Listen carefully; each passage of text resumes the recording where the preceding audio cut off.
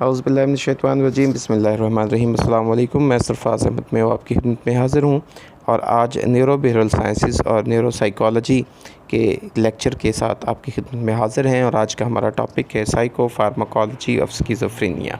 इसमें हम डिस्कस करेंगे स्किज़ोफ्रेनिया क्या होती है, उसकी टाइप्स क्या होती हैं और उसके अलावा इसकी जो है साइको फार्माकोलॉजी क्या होती है, कौन से रिसेप्टर्स इसमें हिस्सा ले रहे होते हैं और कहाँ ब्रेन के कौन कौन से हिस्से में इसका इफ़ेक्ट हो रहा होता है। जो टाइप 1 स्किज़ोफ्रेनिया है और टाइप 2 स्किज़ोफ्रेनिया किस तरह इफ़ेक्ट हो रही होती है, किस तरह से किन जो न्यूरोट्रांसमीटर्स के अंदर जो है इंक्रीज़ या डिक्रीज़ की वजह से कौन सी टाइप जो है वो होती है। तो आइए आज के लेक्चर का आगाज़ करते हैं। सबसे पहले हम बात करेंगे कि स्किज़ोफ्रेनिया होता क्या है। ये आप बेहतर तरीके से जानते हैं कि स्किज़ोफ्रेनिया बेसिकली जब रियलिटी से इंसान का कांटेक्ट जो है वो ख़त्म होता है, उसको जो है वो स्किज़ोफ्रेनिया कहा जाता है। जो स्किज़ोफ्रेनिक्स होते हैं उनको हेलुसिनेशंस होते हैं, डिल्यूजन्स होते हैं और इसके अलावा उसमें जो प्रॉब्लम्स आती हैं डिसऑर्गेनाइज्ड स्पीच की और डिसऑर्गेनाइज्ड बिहेवियर की जो है उसमें आती हैं। तो इनको हम बेसिकली पॉजिटिव सिम्टम्स भी कहते हैं। ये पॉजिटिव सिम्टम्स भी होती हैं, इसी तरह नेगेटिव सिम्टम्स भी होती हैं। तो दो तरह की सिम्टम्स होती हैं जो स्किज़ोफ्रेनिया के पेशेंट्स के अंदर या कि जिन्हें हम स्किज़ोफ्रेनिक्स कहते हैं उनके अंदर होती है। इसमें पॉवर्टी ऑफ स्पीच भी हो जाती है, यानी इंसान बात नहीं करता है। ब्लॉकिंग ऑफ थॉट्स हो जाता है, ख़यालात का रुक जाना, ब्लॉक हो जाना।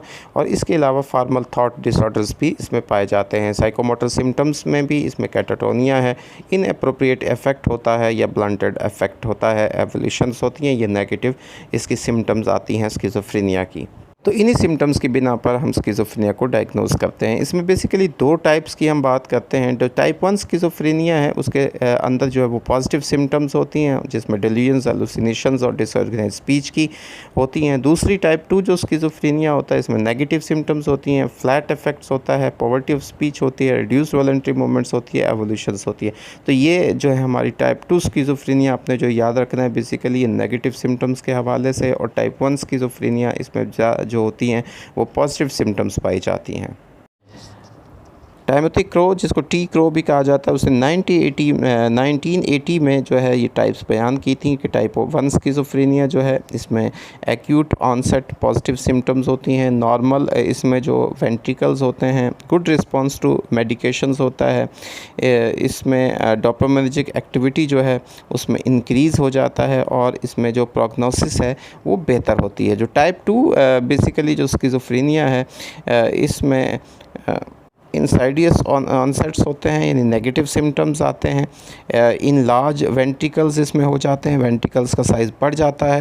इसके अलावा पोर रिस्पांस होता है मेडिकेशंस के हवाले से, मेडिकेशन लेने में प्रॉब्लम होती है। उसके अलावा इसमें डिटेरियोरेटिंग कोर्स होता है और इसके अलावा इसमें पोरर जो है प्रोग्नोसिस वो पाया जाता है। और जो टाइप 1 स्किज़ोफ्रेनिया है उसमें प्रोग्नोसिस जो है वो बेटर होती है। यहाँ पे जो प्रोग्नोसिस का वर्ड इस्तेमाल हो रहा है वो रिकवरी के हवाले से है, यानी इसमें रिकवरी के चांसेस ज़्यादा होते हैं टाइप 1 स्किज़ोफ्रेनिया में। और जो टाइप 2 स्किज़ोफ्रेनिया है इसमें चांसेस कम होते हैं और उसको मेडिकल कंडीशन जो है वो पोरर होती है। और इसमें जो टाइप 1 स्किज़ोफ्रेनिया यानी पॉजिटिव सिम्टम्स के अंदर कुछ बेटर होती है। जहाँ तक नेगेटिव सिम्टम्स की बात की जाती है स्किज़ोफ्रेनिया के अंदर, तो ये बेसिकली जैसे हमने पहले की इसमें ब्रेन डैमेज के हवाले से भी इसको देखा जा सकता है। जो टाइप 2 स्किज़ोफ्रेनिया के अफराद होते हैं उनके अंदर जो सेरिब्रल जो वेंट्रिकल्स होते हैं वो पड़े हुए होते हैं और ख़ास तौर पर जो थर्ड वेंट्रिकल्स होते हैं वो। इसके अलावा जो टेम्पोरल लोब है, जो मीडियल टेम्पोरल लोब है जिसमें एमिग्डाला और हिप्पोकैम्पस पाए जाते हैं, उनके अंदर भी जो है एबनॉर्मलिटीज़ पाई जाती हैं। एबनॉर्मलिटीज़ हैं जेनेटिक फैक्टर्स की वजह से भी हो सकती हैं और एनवायरमेंटल फैक्टर्स की वजह से भी हो सकती हैं। इसके अलावा कुछ रिसर्चर्स का ये कहना है कि जो schizophrenia basically organic brain disorders की वजह से भी हो सकता है। जैसा कि हमने पहले बात की है, जो टाइप 1 स्किज़ोफ्रेनिया है बेसिकली पॉजिटिव सिम्टम्स को शो करता है, डिल्यूजन्स की, हेलुसिनेशंस की और डिसऑर्गेनाइज्ड स्पीच की। इसको पॉजिटिव इसलिए कहा जाता है कि इसमें अनयूजुअल कैरेक्टरिस्टिक्स की प्रेजेंस होती है, यानी अनयूजुअल कैरेक्टरिस्टिक्स जो होते हैं उनकी प्रेजेंस होती है। वैसे बिहेवियर जो है वो नॉर्मली चल रहा होता है लेकिन कभी इसमें अनयूजुअल जो है वो कैरेक्टरिस्टिक्स वो प्रेजेंट होते हैं। टाइप 2 स्किज़ोफ्रेनिया जिसमें नेगेटिव सिम्टम्स आती हैं, इसमें फ्लैट इफेक्ट होता है, पॉवर्टी ऑफ स्पीच होती है, रिड्यूस वॉलंटरी मूवमेंट्स होती है। इसको नेगेटिव इसलिए कहा जाता है क्योंकि इसमें जो नॉर्मल कैरेक्टरिस्टिक्स होते हैं उनकी एब्सेंस पाई जाती है।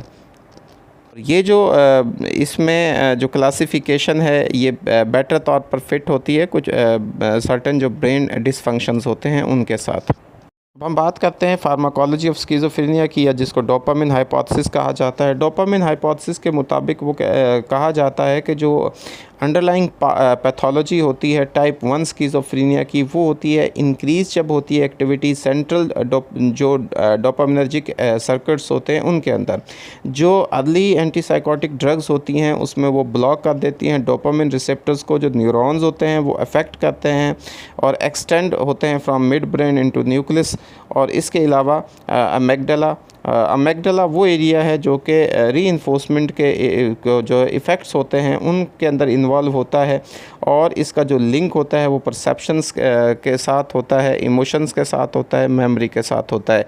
एक्सेस जो डोपामिन एक्टिविटी है उसकी वजह से ब्रेन जो है वो इग्नोर करना उसके लिए अनएबल होता है, उसको इग्नोर नहीं कर सकता जो सेंसरी इनपुट्स आती हैं या जो इंटरनली जनरेटेड थॉट्स होते हैं, और इसकी वजह से जो है वो कॉग्निटिव ओवरलोड होता है और इंसान के अंदर जो है वो इन इंडिविजुअल्स के अंदर जो है वो टाइप 1 स्किज़ोफ्रेनिया यानी पॉजिटिव सिम्टम्स जो हैं वो इंसान के अंदर पैदा हो जाते हैं और इंसान स्किज़ोफ्रेनिया का जो है वो पेशेंट हो जाता है जब हमारा जो ब्रेन होता है वो अनएबल होता है सेंसरी इनपुट्स को इग्नोर करने में और जो इंटरनली जनरेटेड थॉट्स होते हैं उनको इग्नोर करने में।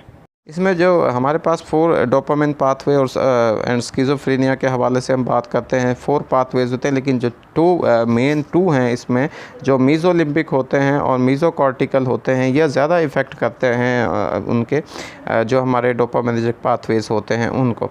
इसमें मीज़ोलिम्बिक जो होता है इसकी वजह से डोपामिन एक्टिविटी जो है वो इंक्रीज़ होती है और इसकी वजह से पॉजिटिव सिम्टम्स होते हैं। इसके जो मीज़ोकॉर्टिकल होता है इस पर डोपामिन एक्टिविटी जो है वो हाइपो एक्टिविटी हो जाती है और नेगेटिव और कॉग्निटिव और इसके अलावा इफेक्टिव सिम्टम्स इसकी वजह से होते हैं। तो ये 2 मेन इनका किरदार होता है इन 2 पाथवेज का, जिसमें मेज़ोलिम्बिक होता है जिसकी वजह से पॉजिटिव सिम्टम्स होते हैं, मीज़ोकॉर्टिकल हो जो पाथवे होता है उसमें जो है वो नेगेटिव और कॉग्निटिव या इसके अलावा इफेक्टिव सिम्टम्स हैं, यानी सिंपली हम उसको कहते हैं हाइपो एक्टिविटी का हो जाना और इसके अलावा नेगेटिव सिम्टम्स का आ जाना।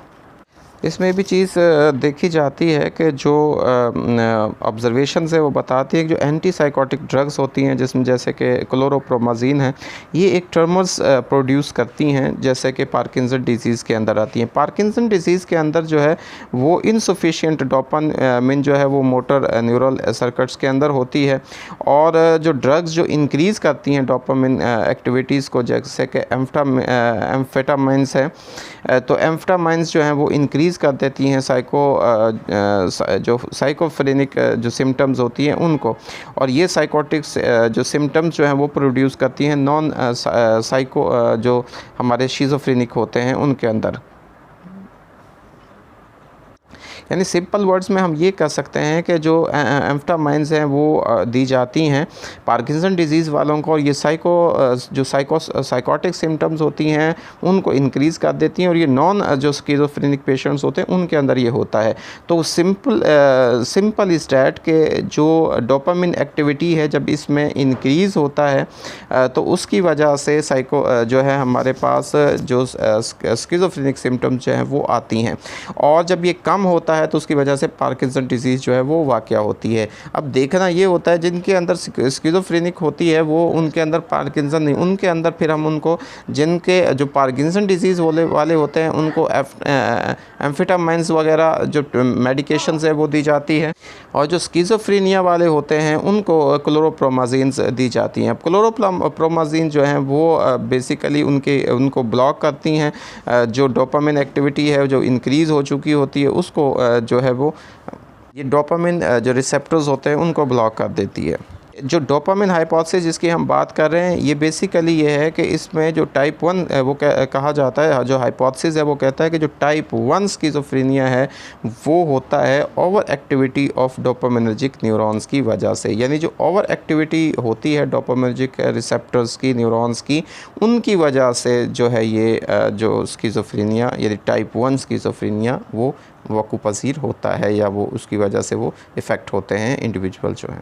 जो पोस्टमार्टम हमारी स्टडीज़ हैं वो शो करती हैं, वो बताती हैं कि जो ब्रेन्स होते हैं स्किज़ोफ्रेनिक्स के, उनके अंदर दो particular type of dopamine receptors पाए जाते हैं, जिसको D1 कहा जाता है और D3 और D4, यानी दो टाइप्स होती हैं, two particular types of dopamine receptors D3 और D4 जो है वो पाए जाते हैं जो स्किज़ोफ्रेनिक पेशेंट्स होते हैं उनके अंदर। और ये डबल तादाद में होते हैं बेसल गैंग्लिया के अंदर, और इसके अलावा वेंट्रल जो फोर ब्रेन्स होते हैं वो अनट्रीटेड जो स्किज़ोफ्रेनिक्स होते हैं और जिनको जो है वो ट्रीट किया जाता है उनके मुकाबले में। तो ज़्यादातर इसीलिए जो हमारी मोस्ट इफ़ेक्टिव जो एंटी साइकोटिक ड्रग्स होती हैं वो मोस्टली थर्ड जो रिसेप्टर्स होते हैं, थर्ड रिसेप्टर टाइप जो होती है D2, उस पे वो जाके एक्ट करती हैं। और इसको जनरली सपोज़ किया जाता है कि ये वो रिसेप्टर है जिसका फंक्शन जो है वो स्किज़ोफ्रेनिया को इंक्रीज़ करना होता है। यानी यहाँ पर आकर जो D2 है ये बेसिकली स्किज़ोफ्रेनिक इफ़ेक्ट जो है उनको इंक्रीज़ कर रहा होता है, तो एंटी साइकोटिक जो ड्रग्स हैं वो वहीं पर जाके इफ़ेक्ट कर रही होती हैं।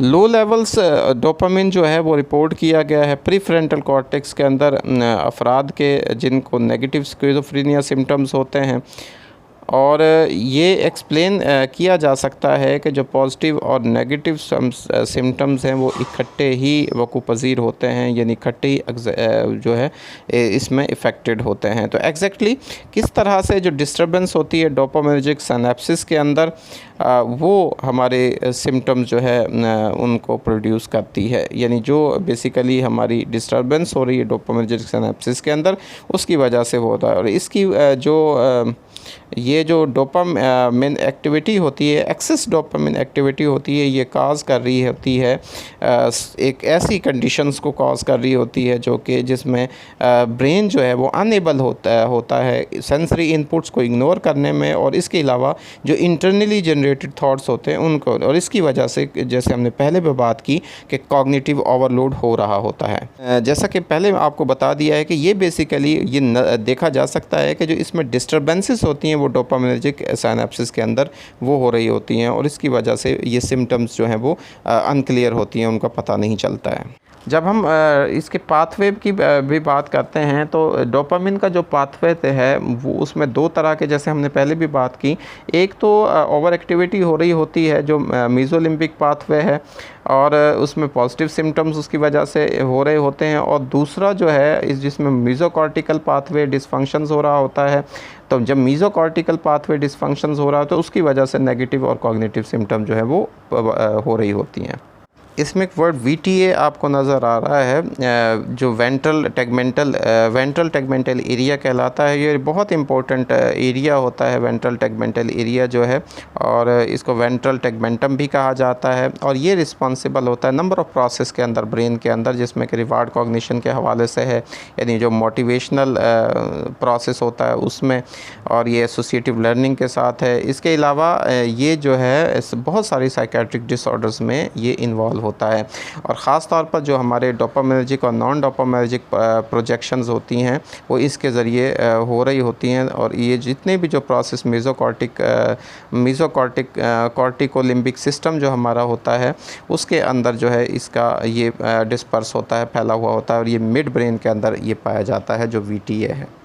NA जो आपके सामने शो रहा है ये बेसिकली नॉर एड्रेनालिन को ज़ाहिर कर रहा है। नॉर एड्रेनालिन का बिहेवियर पे बहुत ज़्यादा इफ़ेक्ट होता है, इसकी वजह से जो है वो विजिलेंस के अंदर मॉड्यूलेशंस होती हैं, अराउजल, अटेंशन, मोटिवेशन, रिवार्ड्स वगैरह, लर्निंग और मेमोरी का ताल्लुक इसी से है।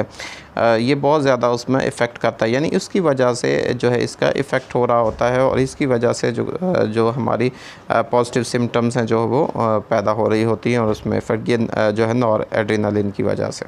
तो ये तो था जी आज का हमारा लेक्चर, जिसमें हमने आपको डोपामिन हाइपोथेसिस के हवाले से, या जिसमें साइकोफार्माकोलॉजी ऑफ स्किज़ोफ्रेनिया के उसके जो वेज़ होते हैं, किस तरह से जो हमारे जो डोपामिनर्जिक सर्किट्स होते हैं वो काम कर रहे हैं, ब्रेन के कौन कौन से पार्ट इसमें हिस्सा ले रहे होते हैं, कौन से सर्किट्स होते हैं। जैसे हमने आपको मेसोलिम्बिक पाथवे के बारे में बताया, मेसोकॉर्टिकल पाथवे के बारे में बताया कि ये किस तरह से फंक्शंस कर रहे होते हैं, और इसमें कौन कौन से जो है वो पार्ट्स जो है वो हिस्सा ले रहे होते हैं, जैसे के थैलमस हाइपोथैलेमस के हवाले से हमने सबस्टेंशियल निगरा है, कॉर्टेक्स के हवाले से हमने बात की, न्यूक्लियस के हवाले से बात की, और कौन से इसमें जो पार्ट्स हैं वो अपना किरदार अदा कर रहे होते हैं पॉजिटिव सिम्टम्स के अंदर और नेगेटिव सिम्टम्स के अंदर। उम्मीद है कि आपको स्किज़ोफ्रेनिया के बारे में काफ़ी हेल्पफुल ये लेक्चर रहेगा और आपके नॉलेज में इजाफा करेगा। उम्मीद है कि आपको हमारा लेक्चर पसंद आया होगा। अगर पसंद आया तो लाइक कीजिएगा, कमेंट्स कीजिएगा और अपनी कीमती राय से हमें आगाह ज़रूर कीजिएगा। अल्लाह ताला से दुआ है कि अल्लाह ताला आपको अपने हिफ्ज़ व अमान में रखे, अल्लाह ताला आपकी ज़िंदगी में आसानियाँ नसीब फरमाए और आपको आसानियाँ तक़सीम करने की तौफ़ीक़ अता फ़रमाए। आपका बहुत शुक्रिया। अल्लाह हाफ़िज़।